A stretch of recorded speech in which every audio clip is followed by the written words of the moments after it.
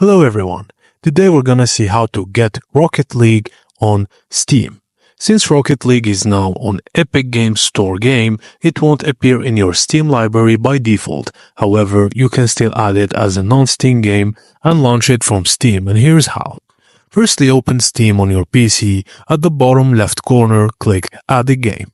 Select Add a non-Steam game from the menu. A list of installed programs will appear.